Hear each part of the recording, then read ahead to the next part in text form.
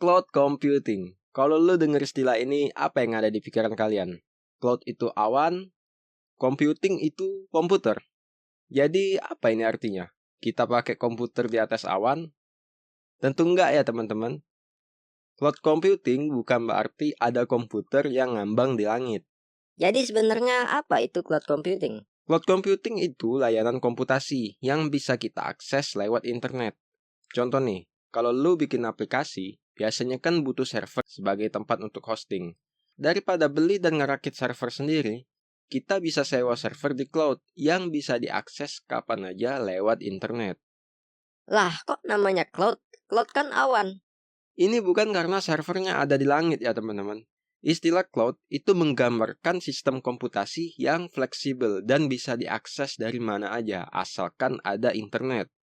Servernya tetap ada secara fisik, tapi kita sebagai konsumen itu nggak perlu tahu di mana tempatnya. Terus kenapa ada orang-orang yang pakai cloud computing? Karena mudah dan murah. Mudah karena kita nggak perlu ngebangun dan maintenance server sendiri. Untuk ngebangun dan maintenance server itu butuh modal dan tenaga yang nggak sedikit teman-teman. Nah, makanya orang-orang pada beralih ke cloud computing demi menghemat waktu, uang, dan tenaga. Cloud computing sendiri ini terbagi ke dalam beberapa model layanan. Berdasarkan tingkat kontrol, tanggung jawab pengguna dalam mengelola infrastruktur dan aplikasi. Yang pertama ada Infrastructure as a Service atau IaaS. Gua sebut sebagai IaaS ya, biar mudah. IaaS ini layanan cloud computing yang menyediakan struktur seperti server, storage, dan jaringan yang bisa dikonfigurasi sesuai kebutuhan. Di sini pengguna diberikan kebebasan untuk mengatur sendiri sistem operasi, kapasitas memori, dan penyimpanan data.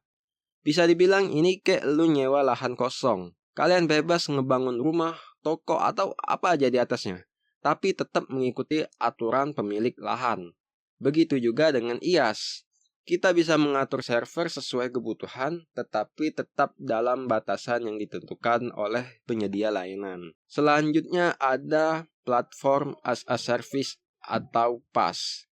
PaaS ini menyediakan infrastruktur siap pakai untuk pengembangan aplikasi. Kalau di IaaS, pengguna mesti ngatur server sendiri dari nol.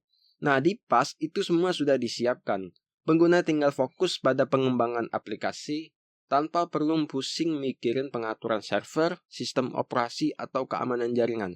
Jadi intinya lu tuh langsung pakai aja perangkat atau platform yang sudah disediakan melalui jaringan cloud. Terus selanjutnya itu ada yang namanya backend as a service.